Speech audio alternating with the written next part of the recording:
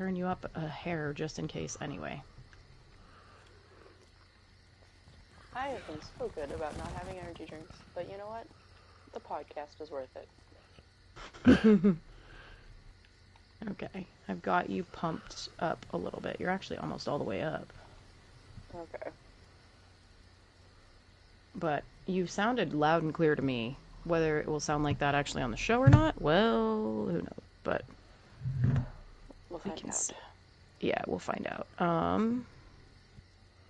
Give me 1 second as well. I guess I could check the YouTube as well, huh? Probably, since that's where you're taking the audio from most of the time.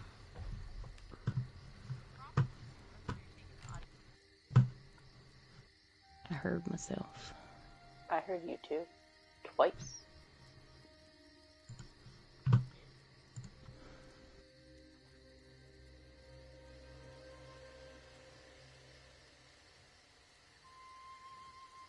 A Snugpod Cats? That's a totally different show.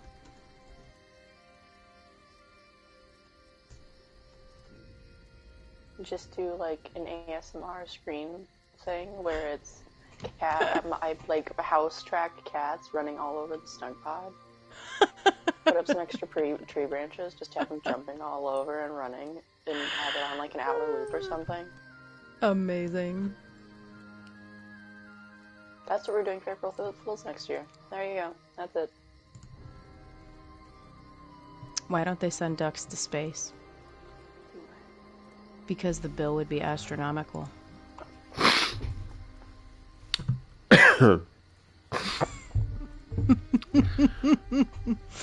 I'm sorry, that was a joke that someone put in general chat.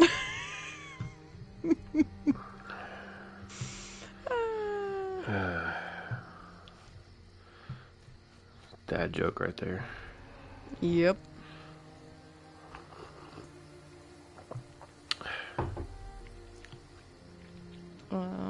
Okay. Yeah, I had to turn you all the way up as well, Glenn.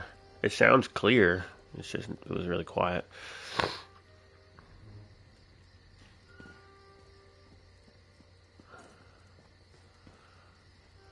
Okay, let me do one last thing. Oops. Okay, gotta get comfortable there. Pull that up. Snug Podcast is up. Ooh, why is it so blurry? There we go, cleared up. Oh, I just realized why it sounds funny. I'm like, why do I have no audio? Sure did turn everything off. There we go, that's better. Alright, I will send our tweet once I download the Canva. Is this the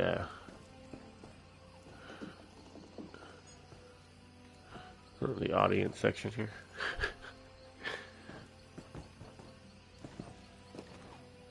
The audience section? What are you talking about? Yeah, right across from us. Place to sit. Yeah, it is. It is. That's where JT... Wasn't it JTK a couple... Yeah, there was a JT ago? and a Moki. Yeah.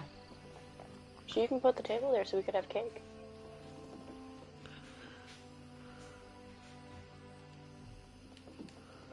Yeah, that's right. We got a teapot. Oh, that too. Yep. Okay. That downloaded to the Snugpod. Man, every time I open my Twitter, I always see the tweet from the Red Diamond Courier that says, Matt Fire or hook a brother up with one of those jackets. That is fly. His jacket that he was wearing was pretty sweet. Okay. Posting. This one. Video. Pre-show. Video. Pre-show is live. Video.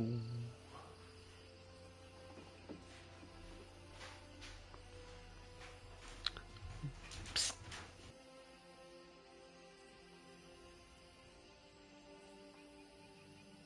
Abner the Bard. whoops. Come join us. #ESO. Bam.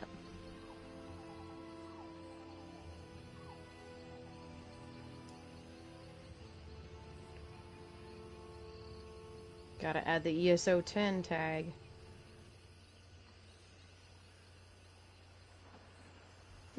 ESO 10? Yeah, that's the 10th anniversary Of what? tag. ESO? When Elder I Scrolls meet you IRL, the first thing I'm gonna do is hit you with a slipper. I hope that I'm there for that. Wow. I can't. I want to see your first RL encounter with each other. I just feel like it's gonna be a great time. I'll have to bring my entire family. That's fine. That way, they all get hugs first. They would. I think I just put "come jam us." What? Oh no, I didn't. Okay, come join us. I got worried that it autocorrected. It's a tea party. Jam is fine. That's right. Yeah. Oh my gosh, Ninetail posted. Anyone know how to pss, pss, pss in Dutch? Because we went to this fun little bar and saw this little guy, and it was a kitty cat sitting on the bar. I saw it. It was so cute. Oh, She's It's 21 like, years old. right. That cat can legally be at that bar. That cat can drink. There is Cat cat can go- alcohol. Pss, pss, pss, pss. Was the drinking age even the same thing there? I never got carded. Yeah, I think it's younger. It's not Ireland, so... Okay,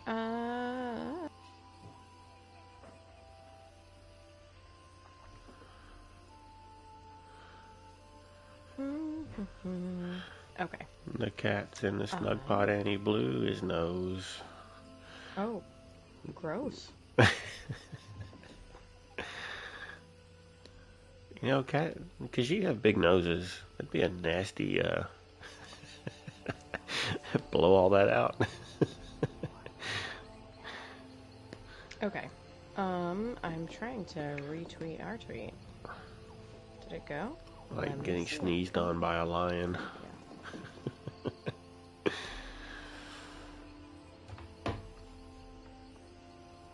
Alright, repost. Okay. I am ready whenever you all are after a drink of water. I have coffee and water. Which coffee's nothing more than just bean water anyway. I'm jealous of your bean water. Well, it's in a nice cup too.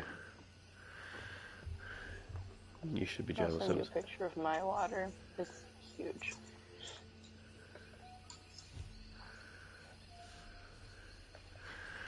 I think it's an entire liter. Anyway, let's go. An entire liter of water. The Okay. American system doesn't exist here. Does America exist there? We're not real. Are both of you already know? I Yeah. said I was ready. Okay. Well, you said after a drink of water. I was just making sure. Okay, fine.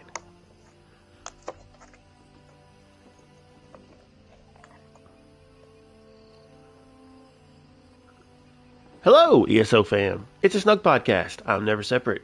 I've got Gone Crazy back soon with me. What's up?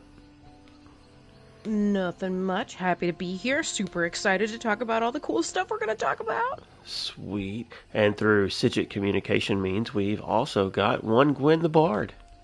No, it's Abner the Bard. I'm sorry. That's the sound of rewinding. And through Sigit communication, we also have Abner the Bard. How are you? Good morning. Wow. Good morning. It's not morning. This is some weird time travel nonsense. What's happening right now? It is indeed morning. I'm not going to open the curtain to see if it is, like, bright out, but it is morning. So, we've got some ESO fun stuff to talk about. But mostly So much use. to hear about, because somebody's been to fun places. So, what are we starting with? I haven't even looked at notes. I mean, I looked at them while you were still editing them, but I guess over in-game stuff to start with. Yeah. Yeah. I mean, the Jesters Festival ended. Did y'all have fun with that? I did. Did you get to do it, Gwen? Or were you, like, cosplay deep? No, I was at family events deep. It literally started the day I had to leave for family events. Oh, gosh. Isn't it Jesters Festival that you miss every year? Every year. Okay, the joke is, it's around my daughter's birthday, so I will never get to do Jester's Festival ever again, probably. 1 year we Cries should... in good parenting. Yeah, we should tell Zos that as an April Fool's joke, they should move the Jesters Festival, switch it with another event, and then you can do it. I could, and I would appreciate that. Somehow, I don't think they would listen to us, but we could try. You know, just throw in another mayhem event. Yeah. That would work. Mudball Madness. Just make a new event, Mudball Madness. There we go.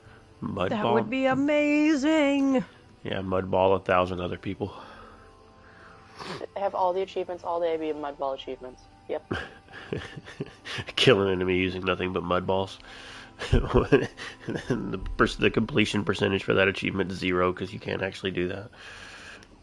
You see everybody trying to mudball a world boss. Lotus nuts. Or can you? An achievement he can't get. Amazing. And 100 people trying to pelt a dragon with mud balls. Can you just imagine? It would be so insane. It'd be great. Especially if the dragon like flicks it off and it's like, what are you doing? Stop it. Dragon's just pissed. Now it's like hard mode. Bushro die, you dummy. Yep. That's what you get for bringing mud balls to a firefight. Mm-hmm. So did you finish anything for Jester's Fest? Or were you like Gwen? And you couldn't do it? I just did like the daily in Auradon, several days. Primarily just to get the tickets. And I think I missed a couple of days. Had some other stuff going on here and there. And just, trying to get in bed at decent times and stuff like that, and just not jumping on. But yeah, that was about the extent of it. Was there anything new this year? I mean, the style pages. Not the stuff you can get, but like, did they have any changes to the quest or anything? Nope. Okay. Same old. I did the prank quest every day because that one's like the easy one, I think, and it's very fast because it's really close to the way shrine, and no matter what city you go to, it's pretty quick. So. Is that the other guy that's there? It's the Khajiit that's in Stone Falls. Okay.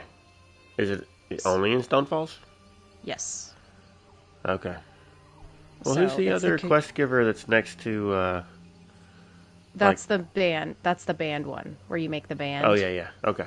Yeah. Right. That's the is this sanguine or not sanguine quest?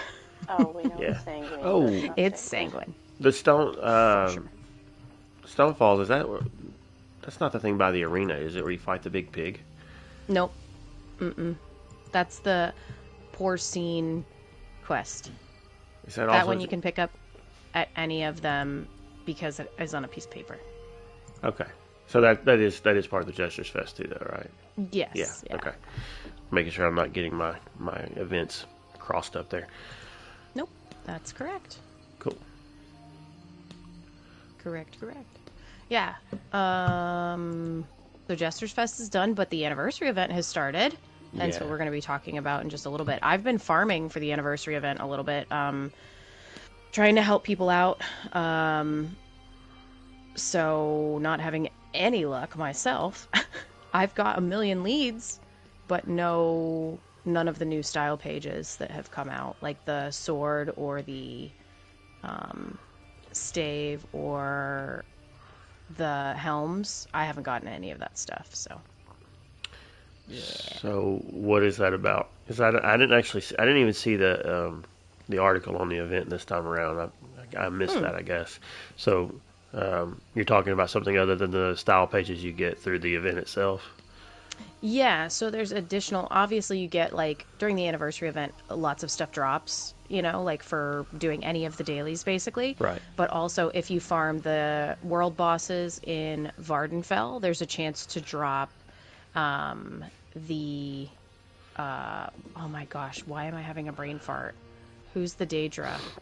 The Daedric prince there, with the dog and the horns. Barbas, Percy. Thank you.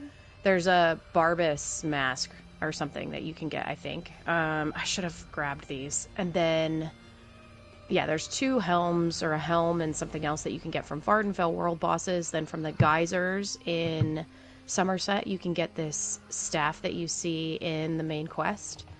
And then from fishing, you can get like a sword style page, and then you can get Mana Marco's Staff of Worms from doing the dolmens in the rest of the game, like in the base game.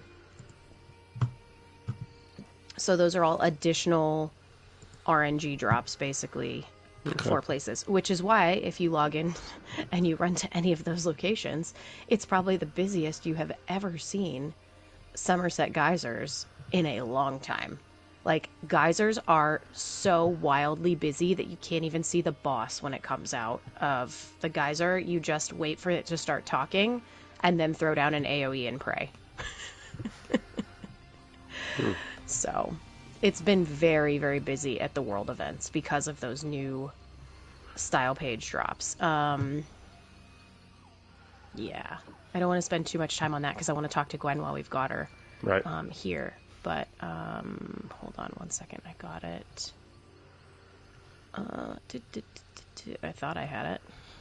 Where did it go? Maybe it's in here? No, it's not in there. It's here somewhere. Ah, there it is.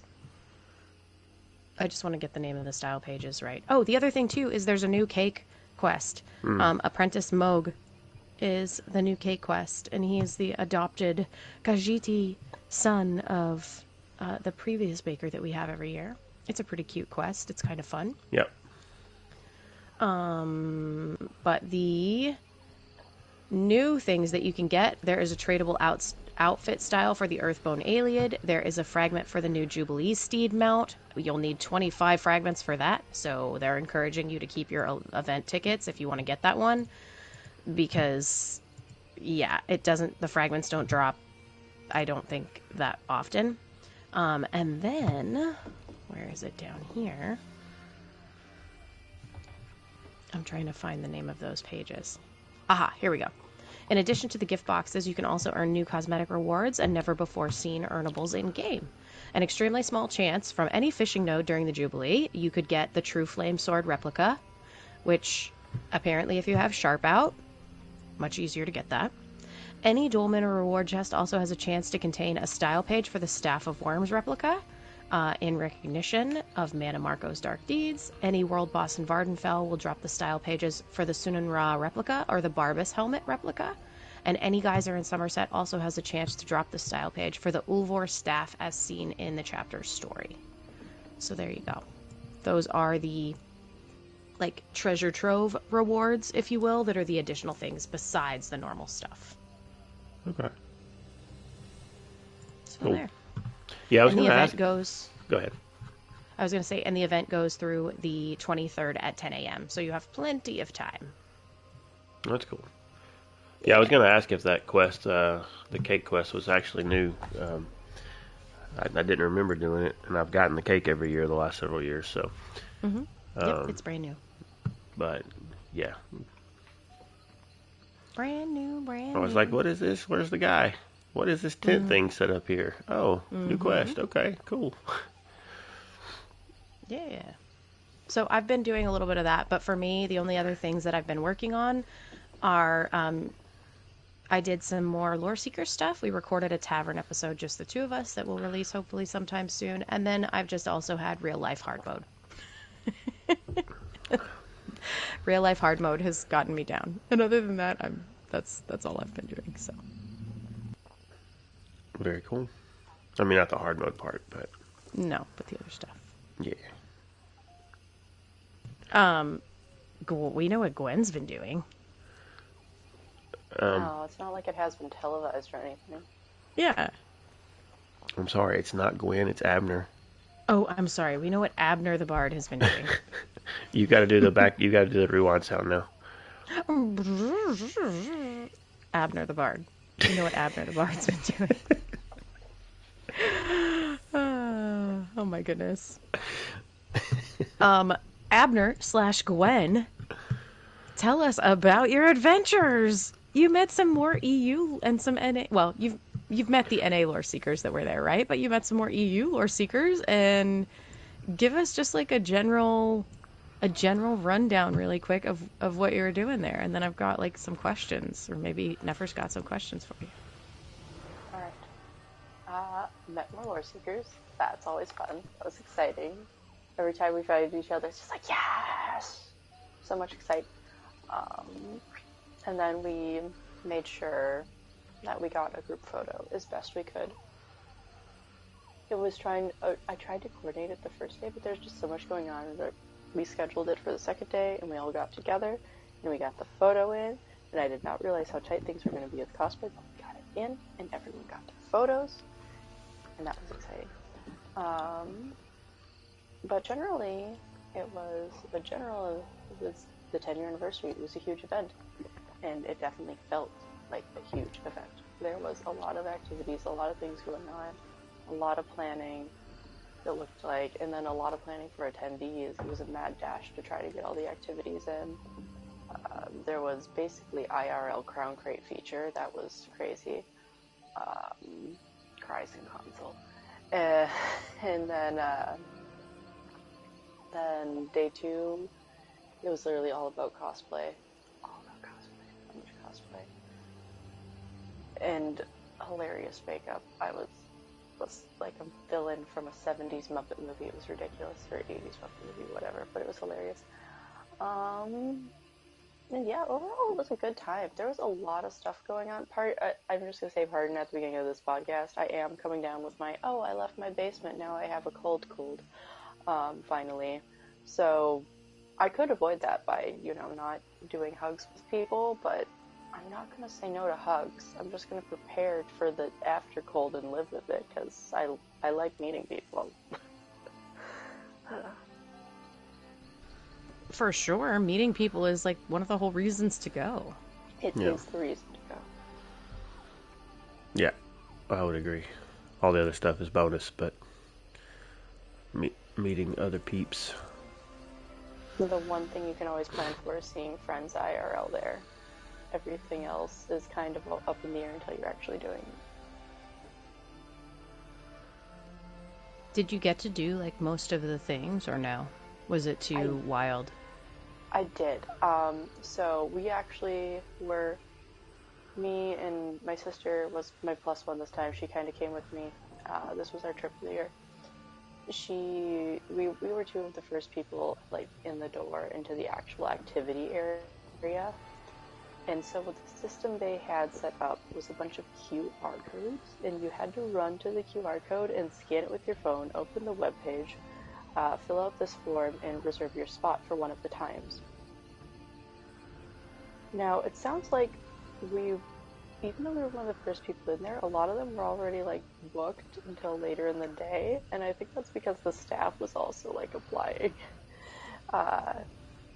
Because we were probably the first 2 attendees to get in, and the leatherworking wasn't available until like 3:30, 3:20, something like that. It was already much later in the day. That's crazy. Yeah, because I was hearing a line like, yeah, you gotta sign up for the leatherworking. The first one's at like 1 o'clock, and then the first one, when we actually like scanned it, and we were the first ones there after we got in line, was at 3:20. Was at like 3:20. But so it was a mad dash for everyone. Once everyone figured out that system, it was a mad dash to get in all of them. And they were fully booked out. Not everyone got to do all the activities. Wow. And I didn't actually personally get to do all the activities. So you got a card. And on the card, there's little stamp spots. And it has all the activities on it. Now, if you have a number that gets messages from things, you could have had things ping your phone saying things were coming up. Well, because of how my data plan works, I was relying on my sister's kindness in using her little internet pucks that she lets me use when I'm over here. So I didn't really get to do any messaging or regular calling. It was all mostly internet based. So I didn't have that option. And even though you're supposed to put in your email, it didn't ping your email. So I wrote the time on all of my little things. This is important for the story later, because that's why I didn't get all of them, because I managed to schedule all of them. But because we're both trying to do things and things are looking up so quick, we didn't always get the same times. So I misheard a couple and I missaid a couple, and I didn't get to do the alchemy workshop. No. Potion bottle. No. However, because RNG just loves me, I ended up with 2 potion bottles, because my sister didn't want hers, and then she somehow ended up with a second one from some odd happenstance. That's I amazing. don't exactly know the whole story, so now I have 2 potion bottles. I've wrapped them as carefully as possible, and hopefully they survive the plane ride, because they are glass bottles. Wow. So we'll see. But I didn't get to do that one. Now, why I'm talking about crown crates? You had this little card, and for every 3 things, there were 9 activities, and for every 3 that you did, you got to go in line over to this crane game, and you'd get another punch on the front side. And there were 3 chances. You had 3 chances at this claw machine. No matter what, you'd get a prize. You could play with the claw machine, or you could just take one out of the basket if you failed at the claw machine. And there are these golden balls, and you open it up, and you see what's in it. And this is why I'm saying it's like crown crates, because the RNG was pretty similar. You could win codes, you could win keycaps, stickers, and there were a couple call to arms packs in there, apparently. One of the other cosplayers won one, and that was cool. We're very happy for him. I'm also jealous. Yeah, right? I know. That's amazing. Right. But, so my RNG, Cries and Console, is I got a bunch of keycaps. I got ESO 10th Anniversary Space Bars, I got weird customized keycap things, and we do know I also play on PC, however, that is on a gaming laptop where you can't switch up the keyboard. So, Cries and Console. So I ended up with poor Crown Crate RNG. And then poor for you, great for someone else if it had been you. Exactly. And I didn't get in the ball line on the first day, so all of it had to be done on the second day, because they said they stopped it at a certain point, and it's like, oh, well, okay, I guess I'll just go back tomorrow. So it was one of those, oh, I queued my daily writs for tomorrow. Yeah, you queued it for the turn-in. It was like you had Master Rick Crafter or whatever it is. Yep, exactly. Queued my writs for tomorrow. But there were 2 stamps that I didn't get on the first day. One was the photo op, which was what I saved for the lore seekers. They let me go back and just get the stamp when I picked up the photos, which was nice because I couldn't carry it around in cosplay. Right. And then the alchemy workshop, at the end of the day, I was told that they were just kind of like punching cosplayer cards because clearly they didn't have the time. And so I just went over and I didn't get a chance to do this. Could I get the stamp? And clearly with my entire face of makeup, they're like, yeah, you can have the stamp. They're like, for you, Abner, anything. And so I got my stamps. So that was a fun mechanic of the event, I guess. Wow. That's cool, though. I love that they did that. That was actually one of the things that I remembered about PAX that I really liked was one of the booths had a claw machine, and Lotus and I waited in line because it was similar. You did like 3 or 4 things, and like we split some of the things that we did. Like my husband did a couple, and we kind of like stood there and watched, and vice versa. And then Lotus did a couple things, and then we took a photo like all together. And once you collected all the things, you could go over to a claw machine and like get stuff out of the claw machine. So it was a very similar like thought process. So I think that's pretty cool that they did that. Okay. So that's a neat. I think that's something fun, but I do understand, or I could see how that could also be overwhelming for people if, like, with what you were talking about how many things there were to get punched and how busy it was. Oh, yeah. Yeah, there were so many people. It was so busy. Yeah. So we talked about it a little bit before the, like, actual show, like, the actual show started, but you mentioned that the event was a lot bigger than Vegas, right? It was. There were so many people. It was anytime everyone wanted to, like, watch... anytime everyone wanted to, like, watch the main stage or something, which you had to, they would shut down... a lot of the activities, like you couldn't do the crane game. Sometimes there weren't even workshops scheduled during some of them. But there was not enough seats to watch the main stage. Oh, jeez. Yeah. There was a lot of people. I did not get to say hi to everyone. Like, I knew so many people that were going, and we're like, yeah, we're all going to say hi to each other. It's going to be great. And some people I never even found. Oh my gosh, that's crazy. I mean, I can see it. I can see that happening. You sent me a picture with Pylon, so you met Pylon. And you said you saw the Nine-Tailed Foxes. I know that. Mm-hmm. You met a bunch of our Lore Seeker peeps. Is there anybody new that you didn't meet in Vegas or that you didn't meet before that you met? Like, during this? The first person I ran into that I recognized was Ark, and it was just like, yes, we finally get to meet! Oh my gosh, that's amazing! That was great. Oh, I love Ark. And then I got to say hi. Right, and then I got to say hi to Daphne. That was also nice. Yeah. But we didn't get to chat just because we were both I was especially very busy at that time. I had to go in between so many different things, so I didn't get a chance to, like, actually chat. Mm-hmm.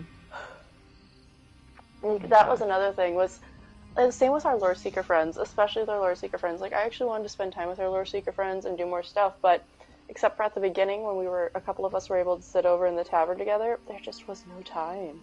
Yeah. Crazy. I will say that I think that's, like, one of the things that is hard as these events get more and more popular and more people come.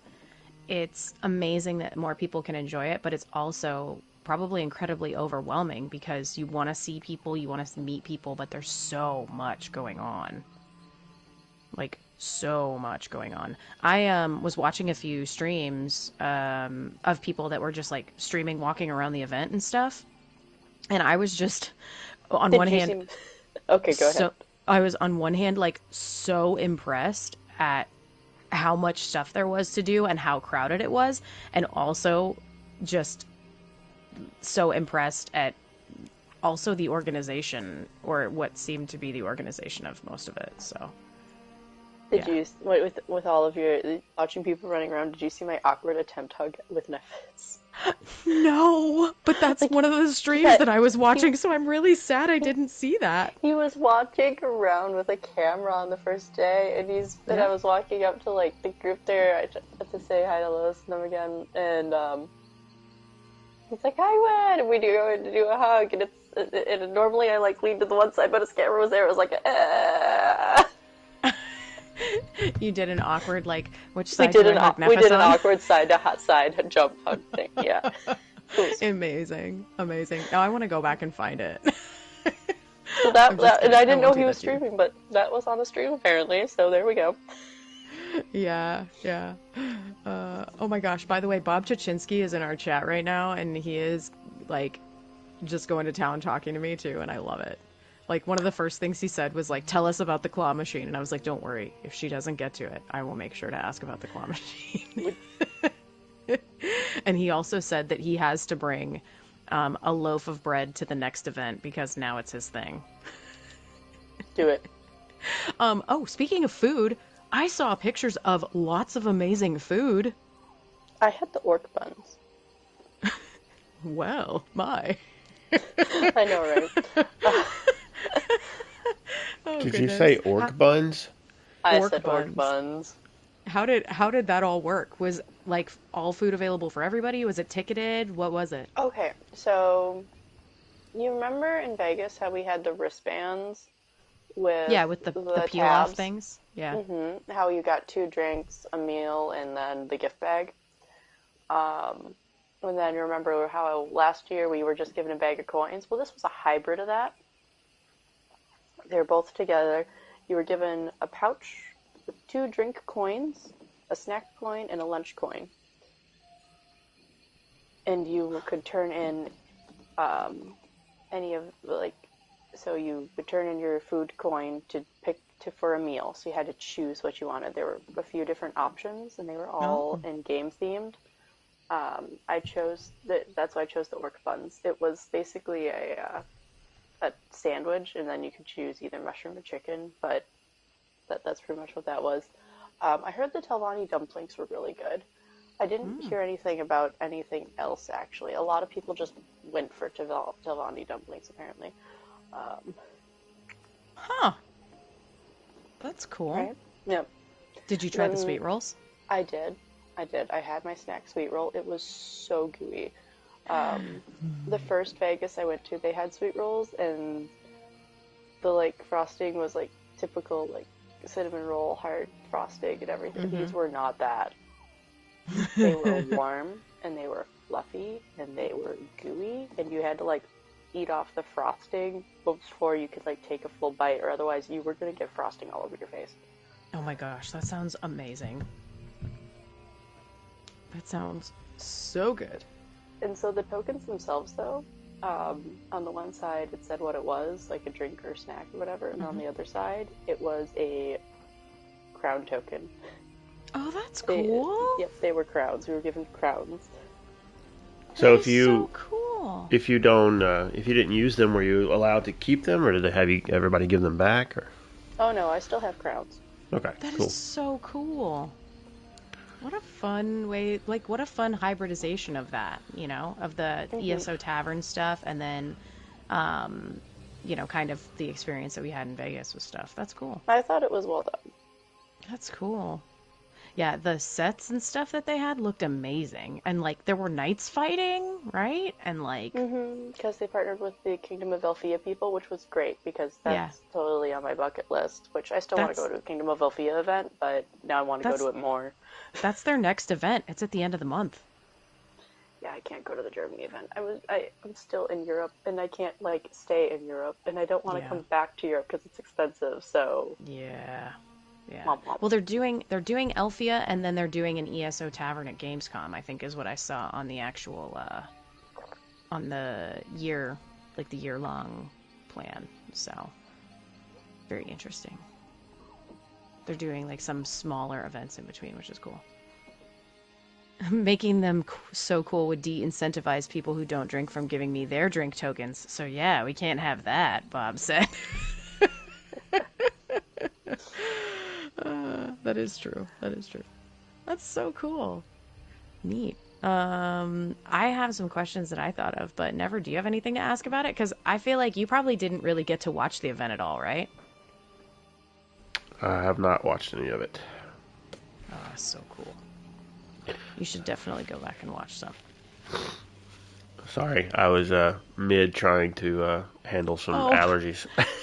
Oh, I'm sorry. Feel free to take care of those. No, I have fine. I have another question for Gwen. I was gonna say, I'm just obviously asking as stuff comes up. So yeah, we talked to a lot of the devs in Vegas when we were there. Who'd you get to chat with this time around? Because they were probably really busy. Did you get to chat with anybody or talk to anybody again? So, I mostly talked with Jess and Rich, and that's because Jess was herding me around like a cat for the cosplay contest, bless her. And Rich was one of the judges for the contest. Right. Everyone was so busy, I didn't want to bug them. I said hi to the studio director, because I try to always make a point of that. Like, this game means so much to me, and I always want to say thank you. And Yeah, then of course. I wanted to say thank you to Gina in person for sending over the Red Diamond music. Yeah, But that was amazing, by the It was way. really just a quick hi-bye. Managed to give Finn a high five, but that was it. That was it. We didn't even talk. It was just a high five, because I was in line for going on stage. Right. Oh my gosh. Wow. Wow. It sounds like you were very busy in the cosplay thing, which you knew. You kept saying, like, this is going to take up so much time. This is going to take up so much time. And they knew that. That's why if you did the cosplay thing, you were going to get a badge and meals and stuff. Because once I got my cosplay badge, basically that acted as your meal token. You could get food in the staff area and stuff and everything. And because especially with how short the schedule was on day 2, when you sign up to be a cosplayer, you're part of the entertainment. Right. So did you get to go in that cool VIP lounge that had, like, the fireplace and all that stuff in it? I did because I got one of the fancy badges, which me and Geek found out that you didn't need a fancy badge to go in there. And if you had a fancy badge, it didn't necessarily mean you were allowed in there. Because they have to think of, like, fire codes and stuff and how many people are allowed in there at a time. So there was a QR code, so you could pick a time to be in there if you didn't have a fancy badge. However, if you had a fancy badge, you could probably just walk in unless the room was packed. Right. That's cool. How fun. Neat. I love stuff like that. Tell us about the cosplay contest, like, just a little bit. I was late. Oh no! Panic tweets. I saw that. I was late. I'm like putting on my gauntlets and stuff, and just was talking to the other cosplayers, and someone's like, "So when are we actually gonna go on?" And she goes, "As soon as she's ready." And I'm like, putting on things. Oh no! But then she had a announcement for all of us saying that there was a last minute entry, but don't worry, they're not gonna win. And my first response is, and I did the insert word that I'm not going to say on stream here thing, didn't he? Mm-hmm. Yep. And she's like, yeah, he did the thing. Because he approached us about it the day before. He's like, I should totally enter as this and do this as a last minute entry. And I'm like, I love it. And this is, in 9, you are the reason why I do not like audience choice. Oh no, did he win? No. He was exempt from all awards. He wanted to do it as a joke. He didn't want to take away from anyone. That was all part of the agreement when he decided to do it last minute. Right. But yeah, I need to see a clip of that because oh my gosh. I saw a clip of it earlier on X. I can't remember who posted it. It might have been Eden Prime. Now that I'm thinking about it, but I'm sure you'll find it. But it was pretty dang funny. And I saw a clip of Raymond entering the stage where he's pulling the arrows out of his body as he's walking before he does his, like, wild axe swing that he was doing. Super cool. He added to his skit.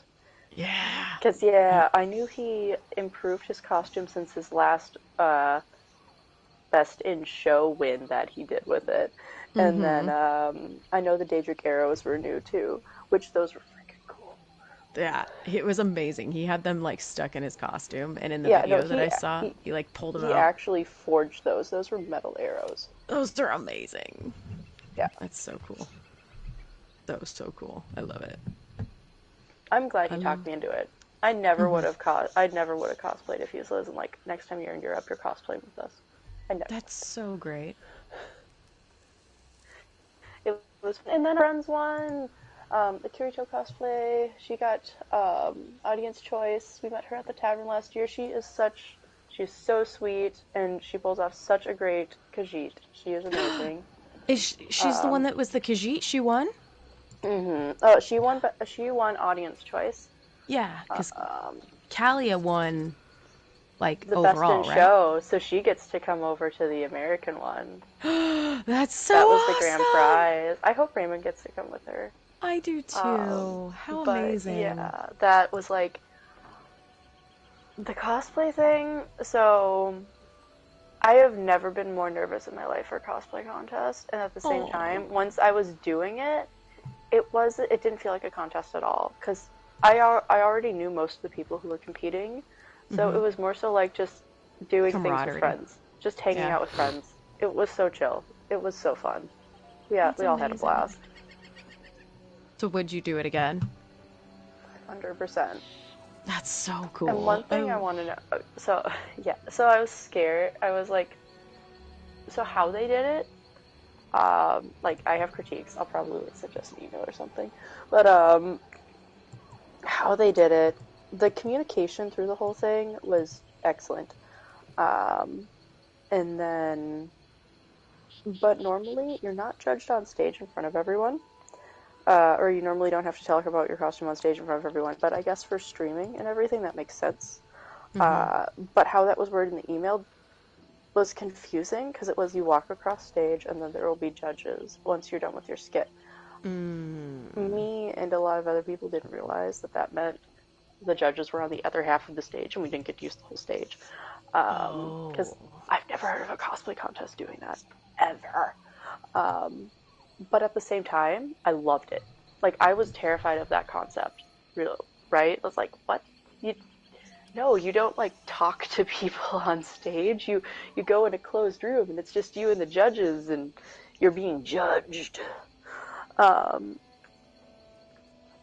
Also, I didn't realize the 5-minute time. I thought the 5-minute timer was for the skits. I didn't realize it was also for, like, the talking point, which makes sense. So I didn't even make note of where that was on the stage. They had a little, like, clock to tell us to show us how much time we had. And so I didn't even think of that. But we're podcasters. We ramble. We can talk a lot. Yeah. So that was a thing. I apparently did I managed to explain everything, because I didn't get a lot of talking to afterwards backstage. Because then backstage, people came around, they had kind of crowded us in a corner, and then they came around and like asked us a couple extra follow-up questions if they needed to know anything, or something. And what I really liked was how there were some new people. Like, there was the Azura. It was her first contest ever. You're doing great. Like, always, newbies, you're doing amazing. I've been doing contests for a while. I haven't won a Best in Show since 2015, but they're still ridiculously fun, right? And Rich, he would just, like, he would sit next to everyone and just quietly chat and ask questions about the costume, and I appreciated that. Just the small, like, talking to the people who didn't really know how to talk about their costume, just asking the questions and stuff. And I noticed that, and that was pretty cool, because sometimes when, normally when you're doing costume contests, if you don't, like, babble out, especially in American contests, in the 2 minutes you have, that's it. That's all you got. But that extra follow-up, that was very nice of how they did that. Yeah, I think that's a testament to them as a studio too, and like the whole development team. Because I actually had someone who I was talking to while the keynote was happening with Firer, and while they were talking about like kind of the history of ESO. And I was in a chat with them in our Discord, and one of the things that they said, they're a player that's coming over from WoW. So they came over and they were like, I'm so impressed at like what's happening in this live stream. They're like, it doesn't feel stuffy at all. It feels like so genuine, and like these people love this game, and they you know, enjoy this game, and it's like, it feels real to them, you know, and it feels like the developers actually have a passion for it, and not that they're trying to like put on some big impressive, I mean, it is big and impressive, but you know, not like stuffy, I guess, or like they're above any of the other people that are in the room, which I think is so endearing and so amazing about that development team. Like the fact that they are so down to earth and can, you know, like you said, come sit down next to you and just have a conversation and do like a little bit of small talk, but not awkward small talk, to learn more about those people who are you know, a little more quiet, or maybe are in that kind of a social setting for the first time. Because I'm sure that there were people who that was their first in person, whether it be video game event or just live event in general. And I I can only imagine how they potentially felt overwhelmed. So hopefully they didn't, because of some of those small touches like you were mentioning, Gwen. But you know, I think that's pretty cool, and it really does show why the game has been around for 10 years and why people are passionate about it and why they want to come to those events, you know. Exactly. So Exactly. I think that's great. I think that's great. Oh, Bob Chichinski says, GG on your cosplay, Gwen. I'm sure it took a crazy amount of work and dedication. Yeah, how many hours do you think you had in that costume? So have you ever heard of the series Miraculous Ladybug? Yes. Miraculous. Yes, I know all about it. I have seen way too many episodes of that. Like, for the first month, I only worked on it when I was, like, watching that. And I got through the whole series. Oh my gosh.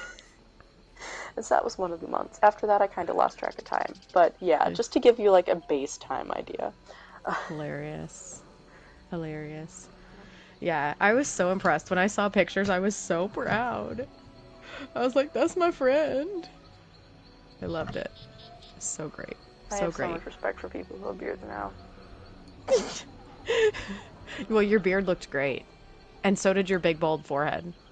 I'm just really proud of that forehead. That was a nice forehead. Yeah, it was. Oh, man. Good old Abner Tharn. And your staff. I had so many people commented on your, like, staff. And you said it was magnetic, right? Mm-hmm. It did not... Okay. So with the magnets, I have a video on Insta where I'm testing the magnets. And so the staff will hang from my fridge. The staff is magnetic. It will hang from my fridge. That's great. However, I need to rework how I'm going to fit the opposing magnets in the back of the paper mache because it would not stay. So I had this whole skit planned out, but there were a couple flaws in said skit. Mostly lack of movement. So I need to readjust and figure out how I'm going to upgrade and move around some things so I could do said skit more flawlessly. So that moment where I'm on the bottom of the stage, right, where I'm just kind of like kneeling for a weird amount of time, I was trying to pull out the Amulet of Kings because I had it hidden in my gauntlet. So when I was pulling it out, the Amulet of Kings out, some of my rings fell off because, fun facts, when you put foam in a suitcase and put that suitcase in the bottom of a plane, when it gets to deeply below sub-zero temperatures, things happen to that foam. Things don't necessarily fit the same way. Yeah. So I like had some of them like snapped on with like fabric. I had double-sided fabric tape because you always bring a costume emergency kit with you, right?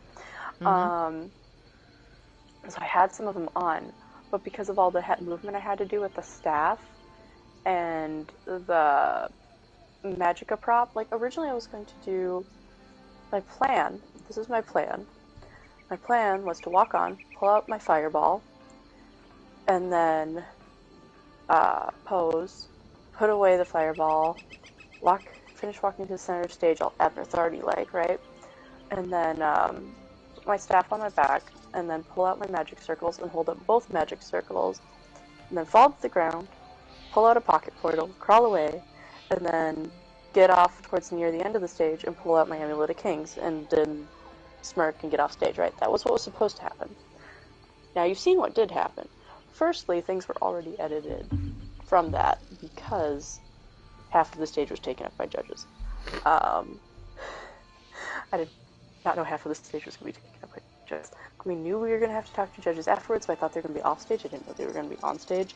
So that was confusing right up until the last second. And then, so at first I was like, alright, well, we'll just get rid of the first blows, no fireball. I didn't even bring the fireball on stage, but just fireball stayed off stage, whatever. And then I'm like, you know what, maybe I don't need the pocket portal, maybe that's too much, maybe that's over the top. Maybe I'll just, like, pull out the Amulet of Kings. But I really wanted to do the magic circle thing. But because of the magnets and the staff and it not working out, I was like, well, I'll just do one magic circle. Why not? Because I really kind of want to do the magic circles. They're awesome. They react to UV light. They're really cool.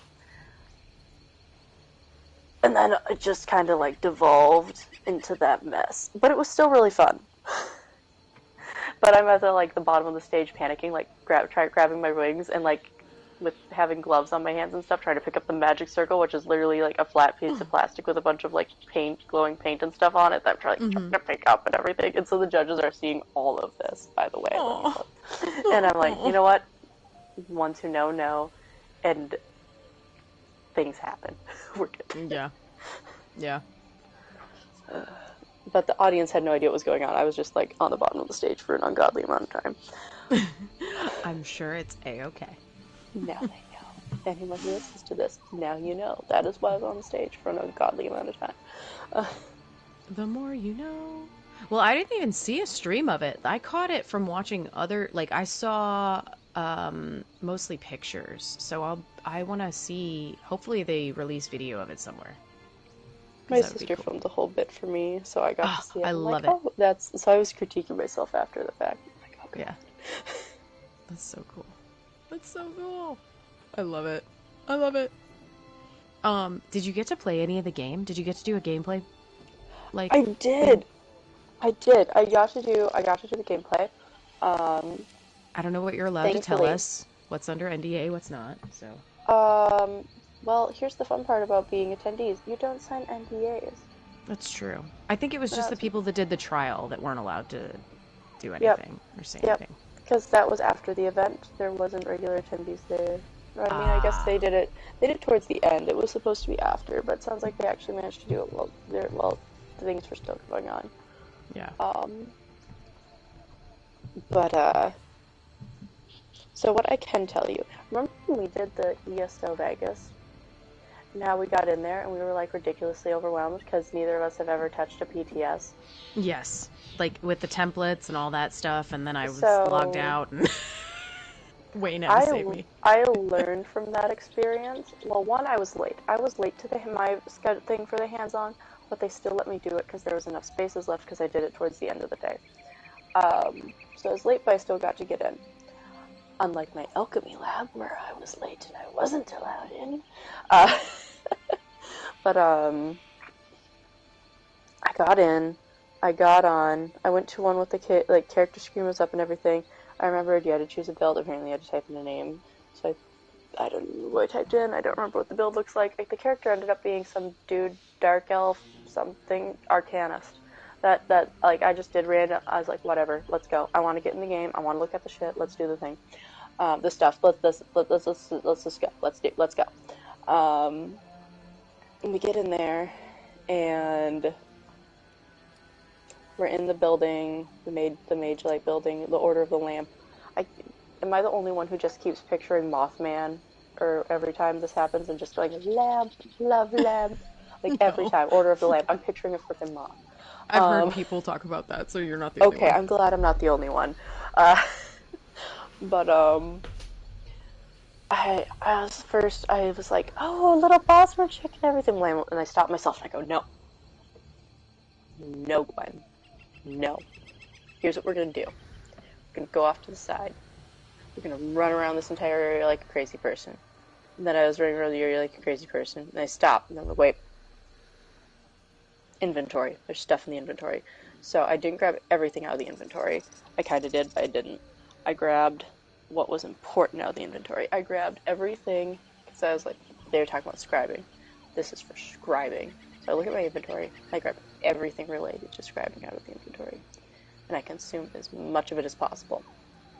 Apparently I didn't consume the ink, or whatever it is that we need, or maybe I didn't earn the ink, or get the ink, or whatever. Maybe ink was not provided. Because I wasn't able to actually, like, do any of the extra bits where you fill things in and do stuff. So I was lacking. Inkwells were dry, I guess, for me. But what I did notice when I was able to do it was I was still able to change all the effects of things you could change effects on, and they made that freaking easy. Like, this is great. So, first off, Xbox controllers were provided, so you could use a controller. That was nice. That made things go quicker, or otherwise I probably would have struggled more. But then, so it was okay. So I didn't even think of like making the things until after this part, but it was, let's see what we can do. So first they talked about the soul burst, so I went down to that, and so I found that first, and so I knew what the symbol looked like, because to the ones where you can change what they look like, there's a little symbol. And so I went through and maxed everything out to try to find all the symbols, and I just kept rotating them on the bars so I could see what the different animations looked like for the new things. And that's what I did. That's all I did, was just look at the new animations for as many things as possible. And I got through most of them. I got through all the bow and resto staff, the bow and destruction staff ones, because I did not want to go try to get back in those gearboxes. I didn't think I had enough time to find the other ones to go and look at the other weapons. But I did all the generics, and then the bow and destruction staff ones, which Purple Wall of Elements is amazing. Love it, absolutely love it. And then I went in to try to do the ink thing, and I was like, why isn't this working? Where's the ink? I can't find the ink. Damn it. But it was fun. And then I had to leave because I had to go get to painting. Brushes and brews, which is basically drunk painting. There were non-alcoholic options too, but the whole painting process thing, you get like a 2-hour slot to do that, just because it's painting. It takes a minute. Right. But when I was scheduling all these, I scheduled this right. Let me tell you, this was the way to do this. So I scheduled it at the end of the day when I knew the music was going to be playing, because I've been to a couple concerts and I know music is loud. And so when the music was playing, I was doing the painting, but I could still hear him singing and playing, and it was great. And that straight up at the club tavern. Yeah, exactly. It was like painting, listening to music, having alcohol. It was good. It was fun. And there was this giant mural in the painting room where, the 10-year poster thing that they've been releasing, that was also in the painting room. And the artists, you don't know anything about this game, you haven't been talking about this, and so the person who was like going around looking at the paintings and giving us tips and stuff, she just kept coming back to us because she'd ask us questions when we tell her about the game and things and whatnot, and she's asking about those people on the wall. And there was a quiz halfway through the painting course, and it was the first person to shout out the name of this character, and I'll point to the character, gets this sketchbook. And at first, she points to Molag Bal, and we all chime like this wonderful little like class going, Molag Bal! Oh my together. Gosh. Hilarious. And she's like, alright, we'll try again. Then she points to Saisahan. I'm like, Saisahan!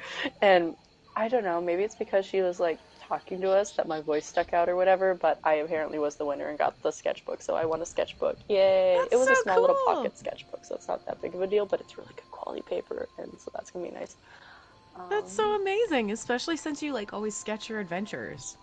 I do, and I am going to be sketching more adventures because after the fact we did another fun thing, a couple of us, and so that will be drawn.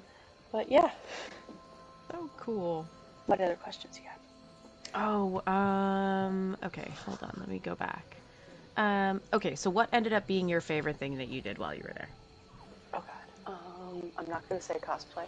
That was stressful as all hell. That was fun though. It was fun.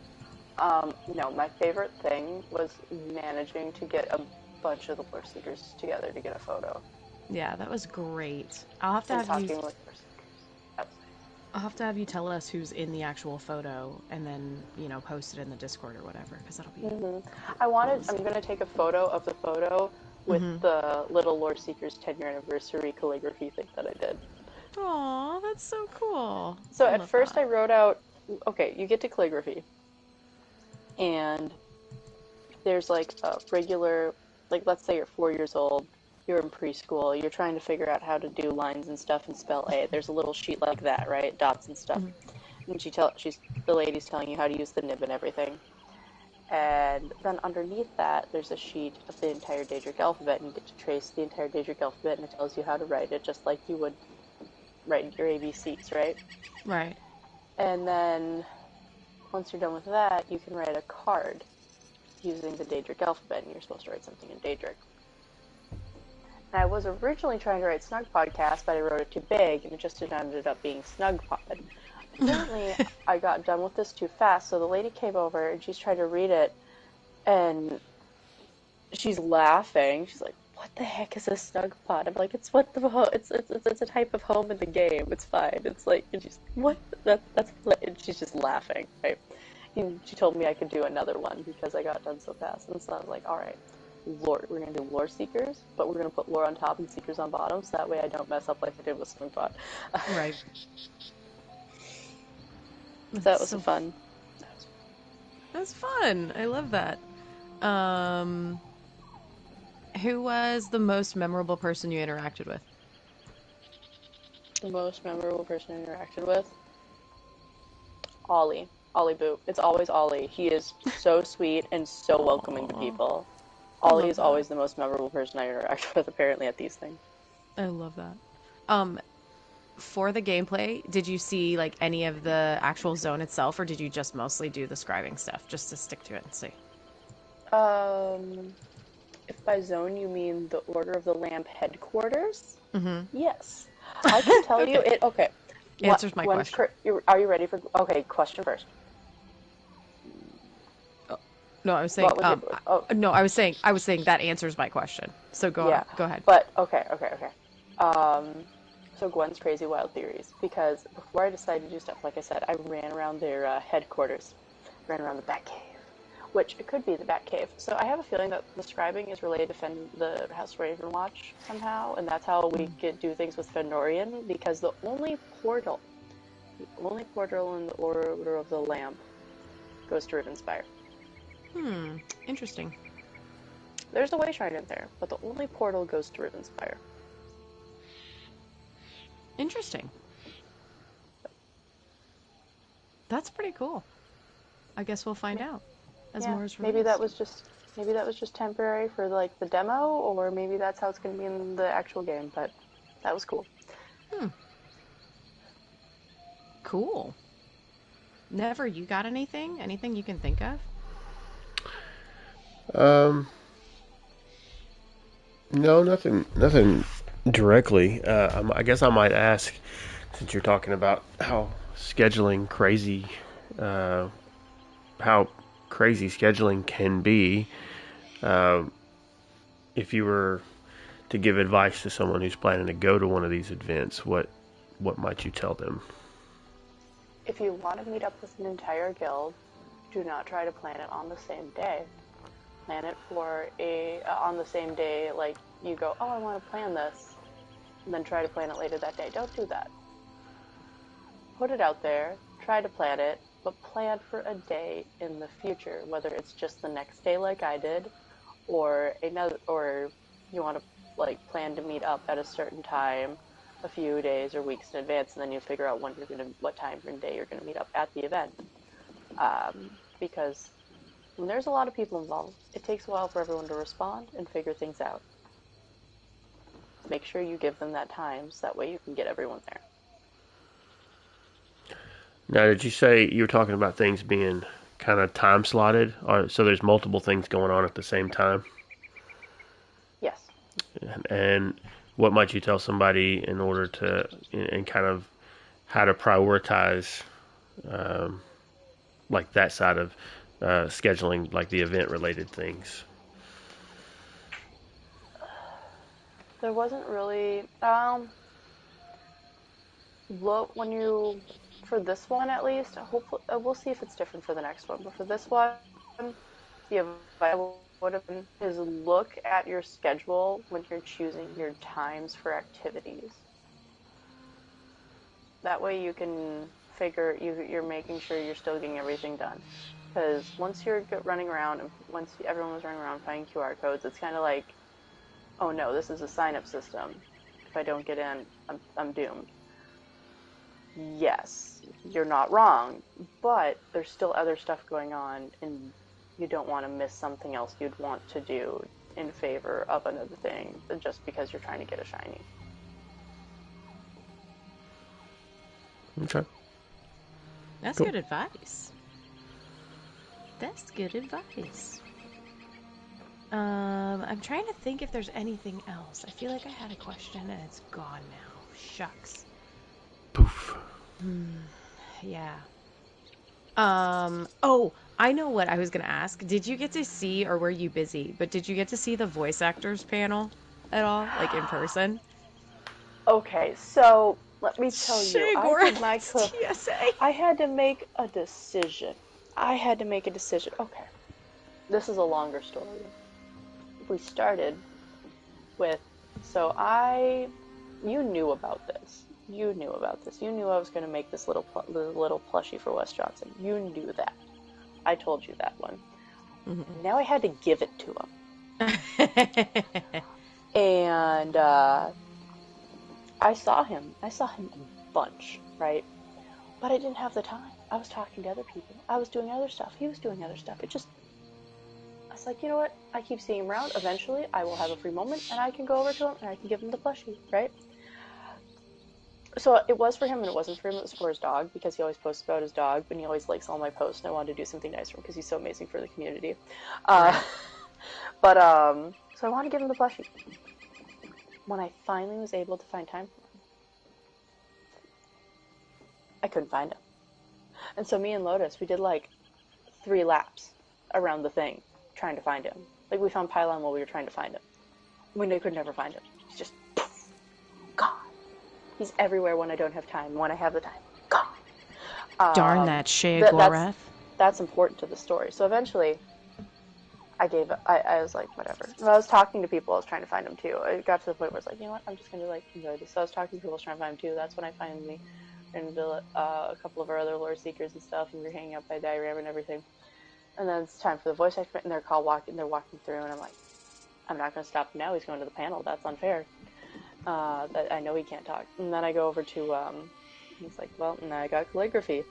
It's like, oh, God, am I going to skip calligraphy for the thing? Because we didn't necessarily know it was good. I didn't necessarily know it was going to be a panel. I honestly thought it was just going to be a signing. And I'm like, whatever. It is what it is. I tried. And so I went to the calligraphy. But I finished the calligraphy early. And it was a panel. And they were doing a skit. And I walk in on the most inappropriate line I cannot say in a family-safe podcast ever. So I'm not. Was it the one that had to do with tentacles? Oh, yeah. Yeah. Tentacles and TSA. Yeah, tentacles and TSA. That's all you gotta say. Yeah, no. Like, I walked in on that. That was me walking in on it. And after listening to and meeting Wes Johnson at the Vegas one, I am, of course, absolutely unfazed. Yeah. Because that's just the humor that I expect out of him at this point, and I'm okay with that. Right. So I'm just standing there like, oh, well, on brand. But conveniently, because I was so late to the voice actor panel, I ended up being like one of the first 10 people accidentally in line for the signing. Now that's amazing. Because I was standing off to the side because everything was full. It was standing room only, so I was standing off to like the far side, so I couldn't really see everyone's faces on stage even, but I could hear them. And it just so happened to be right next to where they were going to be queuing for where the signing was. That is wild, because that line great. wrapped the entire building from what I saw. So, yeah. So that was great. And I did the same thing as last time. I brought a sketchbook, and I had Azadar and Athelia. I had their voice actors sign it. I had them put in what they thought would be a good line and sign it, and I'll be dropped on tomorrow, or today, later, whatever, in a few hours. And I told Asmodar, I told this voice actor, I absolutely hate your character. And he was totally fine with that. He's like, that's great. That means you have like a strong response to him. That was my goal. It doesn't matter if you love him or you hate him. It's a strong response. I'm like, that is the right response to this. He literally said that in the voice actors panel, so that's amazing that you had that interaction as well. And then that's great. That is actually kind of awesome. And then I did get to have that short conversation of yep, nope. You like tea. I like coffee. You like crazy disorderedness stuff. I like getting money for doing things from the Sigics and the Mages Guild. Like, I don't know why you don't like getting the money for doing things, but whatever. We're great colleagues, punctual. Him and my character, great colleagues, totally punctual, totally focused on the thing, super encouraging, but horrible friends. Would make horrible friends. I got to talk to the Ophelia voice actor, and I don't know anything about your character yet, so I have no opinions. But I'm looking forward to getting to know. But I'm looking forward to getting to know her. And then she also signed my sketchbook. So, like I said, I'll draw those, and then I got to Wes. He was the last in line, and I told him I didn't even sign my sketchbook this time. He's like, oh, well, let me sign a card for you. And I'm like, I still have the other one. And then I gave him the plushie, and he loved it. And I told him that I don't need him to sign those things, but if you could sign this for me. And he did sign the card to authenticate my Wabbajack. And so once I get home, that's going on my Wabbajack with probably some purple and orange ribbon. And so now my Wabbajack has been authenticated by Sheogorath. It is going to be an official Wabbajack. So that's exciting. And then I showed him the photo of my daughter holding the Wabbajack. He loved it. So that was fun. That's so awesome. That was fun. I'm glad I finally got him a plushie, and I got to meet all the voice actors, and that was a fun time. That's so cool. I love it. Like, yeah, the girl who plays Ophelia, like, I really enjoyed watching her in the voice actors panel and just like talking about stuff. I thought that was great. Mm-hmm. So good. I'm trying to think if there's any noises. No, that's okay. Trying to think about if there's anything else to ask you. Oh gosh, I don't know. Any final thoughts on the event? I mean, yeah, I don't know. It was the best one. Oh, I love that. I'm so excited. I hope that means that they're only going to get better and better and better, and that the 2025 one is going to be off the chain. You mean the one that we're all going to be at? Oh, yeah. You're asking a lot. I hate going to the East Coast. It's so expensive. I might as well just go to Europe with how expensive it is to go to the States. Yeah, that is true. We might not have Gwen. We don't know. You might not have a bard with you. Well, I can't promise I'm going to be there either, but I'm going to try. I'm going to try to make it. Oh, I'll be there. I have already discussed it with my other half. Maybe I could. We just got to get Sasquatch. We got to get Sasquatch too, and then we can do like what Ark and Lotus did, and do an in-person recording. Yeah. Then everyone can hear me actually hitting the Khajiit with my slipper. Amazing. Oh, man. I shall allow it this time. I am, after all, a tank, so I can take it. Well, isn't there that whole book about Kick a Khajiit? You know that's a book in game, right? I did not know that. And okay, I'm going to find it for you. How dare you hurt a cat? Yeah, I know. You were just threatening to hit me with a slipper. Every time. You're the only exception. Every time I go, like, I've been questing before, and I've been with PC lore seekers, and they go into a place that has that book in it, and they're like, and now everyone in here must die, and they just, like, kill everyone. That's the right thing to do. Yeah. Don't hurt the kitties. Save the kitties. Oh, man. Okay, well, real quick, if we don't have anything else to add about the actual event, I just wanted to power through the roadmap for the year because they finally released it. And I was a little less sad that there weren't any more US things listed. But I also did notice that they have things listed coming up like Elfia and stuff that also aren't on here.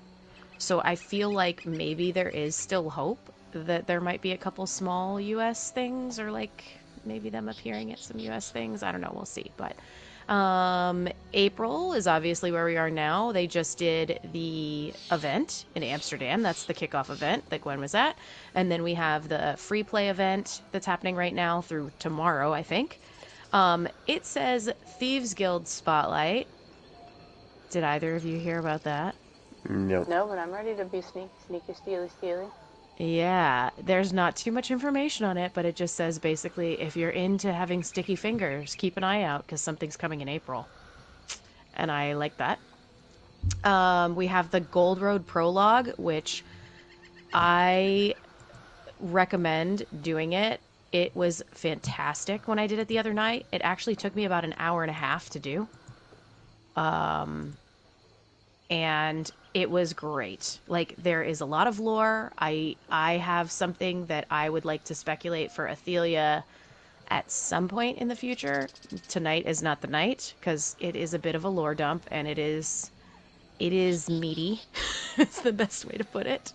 The book is not an easy read, but I would like to chat about that once the two of you get the chance to do the prologue. I don't get to do the prologue until the 23rd. Right. So I know it'll be a little bit, and that's A-okay. Because I have to let it marinate a little anyway in my brain.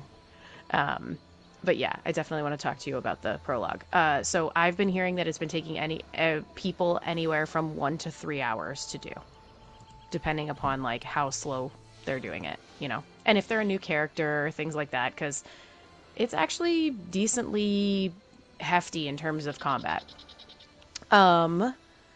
They also have the partner celebrations going on right now currently. So a quick announcement. The game is now able to be streamed on NVIDIA GeForce Now. So that kind of has taken the place of Stadia in terms of streaming service. So you can now stream ESO through NVIDIA GeForce Now. And then, of course, Xbox is a partner because Microsoft. And then Alienware is who provided all the PCs for you all to play at the event. So it looks like Alienware is a partner throughout the year. Yeah, thanks, Pylon. We love you, Pylon. We do. He's actually really sweet. Yes, he is. Like, he is such a good friend. Both times that I've gotten to hang out with him, it's just great. He was just down here, and I met his sweet wife as well, and they're just great people. So nice. In May, there's going to be a housing spotlight. No more further details on that thus far, at least not that I know of. It says it'll be in-game, and then a couple more partner celebrations. June, of course, we have the chapter launch. There's going to be an in-person event in Sweden, as well as an in-game 10-year anniversary achievement. Don't know what that means. Probably means something that's going to be earnable by the community would be my guess. Kind of like what we've done with the Sijic House and things like that in the past. Then it says there's going to be a web experience, which is Tamriel Through Time. I don't know what that means, but I am incredibly intrigued and very excited about it. So we'll have to see that. Then in July through December, so it's got these all lumped together because that's quarter 3, 4 situation. So it's going to be update 43, update 44, which is a housing system and a PvP system, it says, by the way. So PvP system, spotlight to be unlocked. The only thing that I have heard, and I don't know because you were actually at the event, Gwen, so maybe you heard differently, but the only thing that I have heard is that it is not Cyrodiil. That is the only thing that I heard whispers of. It's PvP servers. PvP servers? That would be wild. So you can just go out and, just as you're wandering around everywhere else, it might also be PvP. That would be weird. Like, you could flag yourself to be in a PvP zone. I don't think they would go. I don't think they would go quite that far. It would just have to be. It have to go back to being alliance based. If you come across people from other alliances, you can totally just fight. Yeah, totes. So that one is yet to be unlocked. We'll find out more about that. And then this one caught my eye. Anniversary podcast. What? What? Oh, I didn't tell y'all about that. Oh, yeah. Yeah. It says social Definitely getting into stream this liquor. /web, July through December, anniversary podcast. Hey, Zos, if you're looking for podcasters, we know some people. Oh, I think I know what that is. You think you know what that is? I'm putting dots together. Yeah, no, I think I know what that is. Yeah. I don't know. We'll see. Maybe we'll poke Lotus about that later. Anyway, Yeah, he probably can't. that might be the right person to put the note. Yeah, pretty sure. Anyway, that was my first thought when I read it. I went, oh. He probably couldn't say anything even if he did, but that still doesn't mean that I won't poke him. Anyway, we'll see. July through December, it's also got listed in-person events, Germany, Japan, Australia, and China. And then, of course, it's got the 2025 global reveal in-person event, North America, updates 45 through 48.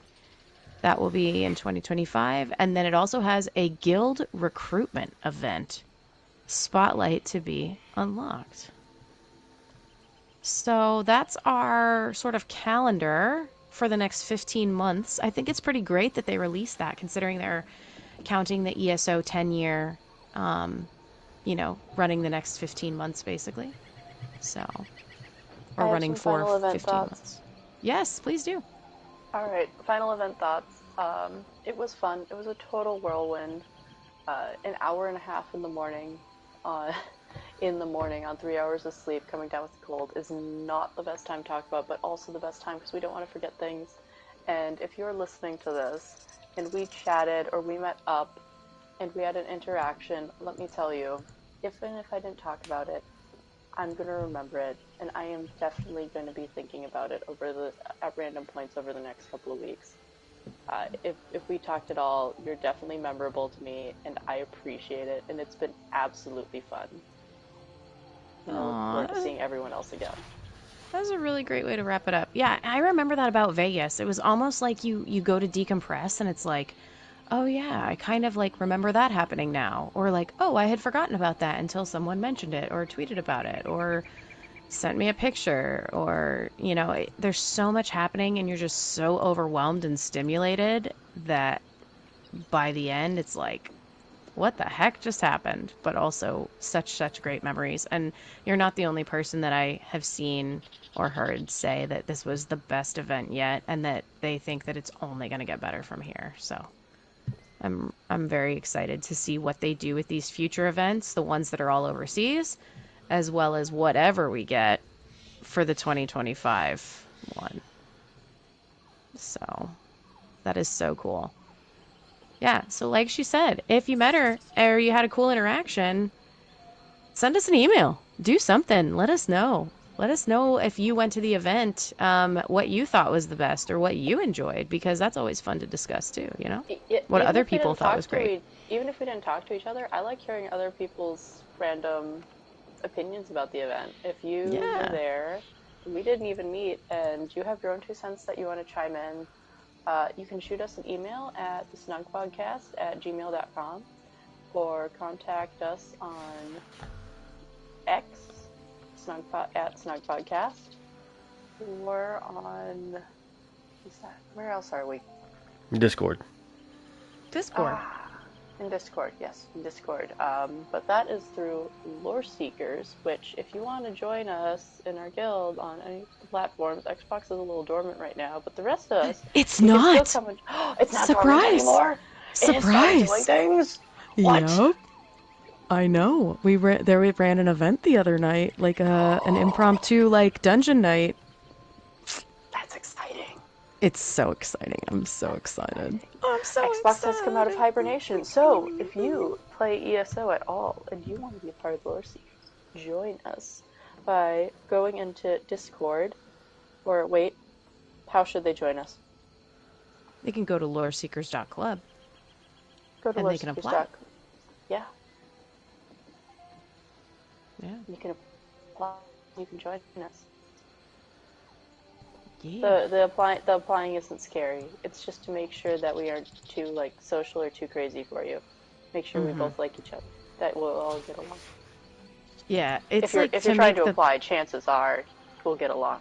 yeah, it's like to make the blind date not so blind of a date. Yeah. That's such a weird way of putting it, but it kind of makes sense. I don't know. Because we do so as lore seekers, there's many of us who do a lot of podcasts. There's a lot of things. We're on so many platforms. Everything goes through the Discord, and just because there's probably gonna be a few more people listening that normally wouldn't, since we just had an event. Yep. Everything goes through the Discord just to make it easier and more interconnected. It's not like we're crazy exclusive or anything. It's just for organization purposes. Mm-hmm. Don't be intimidated by it, please. Thank you. Yeah. Please. And You should, however, be intimidated by people who threaten Khajiit with slippers. Oh, wow. Wow. I can feel the eye roll on the other side of the world. I am glad. The because eye that roll. Did indeed The just eye. happen. The eye roll felt round the world. My eyes are so dry, but they did indeed roll. Is that what that sound was? The sound of your eyelid scraping across your eye? Yes, that is what that Oh was. my gosh. Oh my gosh. Amazing. Ah, Amazing. Oh, wow. You got anything else, Mr. Khajiit, that you want to say or wrap up with? You want to do guild announcements, or you want to let him go for this one? I mean, we can hit them real quick. It's if you are in the guild and want some stuff to do on PlayStation, these are PlayStation specific. Mondays with Moki, 8 o'clock Eastern, Cyrodiil fishing and other fun things. Treacherous Tuesday is Dungeon Day. Group up, go run dungeons, however you want to, achievements or speed runs, lore runs, either way. And Fearless Friday with Arthuria Dragoon is our Undaunted. Undaunted? We are Undaunted. Are undaunted. Yeah, that's an Undaunted event. So also 8 Eastern. And yeah, just some fun little laid back things to go do with guildies. So come lay back and do things with guildies on your blind date. Mm-hmm. Yes, Not so blind date in Tamriel with the Lore Seekers Guild. Oh boy. This doesn't have anything to do with blind dates, but I did just want to send our wonderful Moki some healing thoughts and like some good everything. We'll send her a breath of life, because she got a boo-boo and needs some health packs. And yeah. So feel better, Moki. Feel better Seriously, soon. do it. Indeed. Yeah. So just wanted to throw that out there while I was thinking of it. Yeah, I can't really think of anything else. I mean, Gwen, thanks for getting up at some ungodly hour to join us from the other side of the world and give us the lowdown on the event. Yep. Good stuff. Mm-hmm. I would never miss you guys. We miss you too. We miss you I do too. miss you guys. I do miss you guys, though. We have new dungeons to run. Yeah, we do. We have Yep. new dungeons to run. We got lore to talk. There's things that have to happen when you Indeed. get back. For sure. So. Well, I'm sure we'll have other things come up along the way that we're like, oh, shoot, forgot to ask that. But we can always hit that stuff next week or just discuss it amongst ourselves. I mean, there's so much that happens in a 2-day period to try to fit into an hour or so on a podcast anyway. But I guess if that is it, it's been fun hanging out. And if you are watching on Twitch or on YouTube, which you can find us twitch.tv/SnugPodcast, or just search Snugpodcast on YouTube. And if you would like to listen in audio format, that is available through your podcast app as well. So But it's been fun hanging out, and until hopefully next week, if all goes well, we will see you next time. Take care of yourself, take care of others, and have a good week. Bye. Have a good rest of your day. Sleep well, Tamriel.